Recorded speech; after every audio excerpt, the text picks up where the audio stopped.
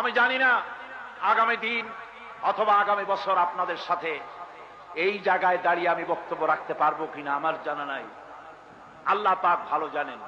আমি আমার আবেগ দিয়ে কথা বলে গেলাম জাতির কাছে। আমি যেন দেখতে পাচ্ছি জাতি জাহান্নামের দিকে এগোচ্ছে প্রতি পলে পলে, প্রতি মুহূর্তে মুহূর্তে। ও আমার জাতি, আহা! শাহ আতাউল্লাহ বুখারী রহমতুল্লাহ আলাইহি তিনি বলেছিলেন 40 साल तक कब्रिस्तान में आजान दिया कोई मुर्दा जिंदा नहीं हुआ। 40 বছর পর্যন্ত কবরস্থানে আজান দিলাম, কোন মুর্দা জিন্দা হলো না। আমি 36টা বছর চিল্লাইলাম, ও আমার জাতি ফিরে আসো, তোমার ছেলেরে ফিরাও, তোমার মেয়েরে ফিরাও, তোমার জাতিকে ফিরাও।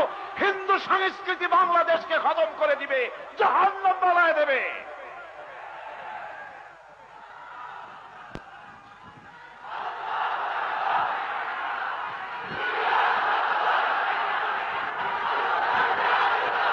বাঙালি সংস্কৃতির নামে, বাঙালি সংস্কৃতির নামে যারা এইসব আয়োজন করে ওদের চেহারা কোনদিন বাইতুল মোকাররমে দেখা যায়?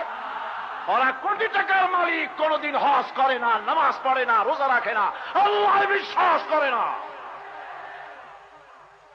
নববর্ষের দিনে যদি কিছু করতেই হয়, কলেজ বিশ্ববিদ্যালয়ের ছাত্র ছাত্রীদেরকে আমার কলিজার সবটুকুন আবেগ উজাড় করে দিয়ে বলি, মুসলমান ছেলেরা এসো, মসজিদে ভরে যাও, ফজরের নামাজ পড়ো, কোরআন শরীফ তেলাওয়াত করো, আল্লাহর কাছে দোয়া করো, আল্লাহ পিছনের বছরটায় অনেক অপরাধ করেছি, মাফ করে দিও।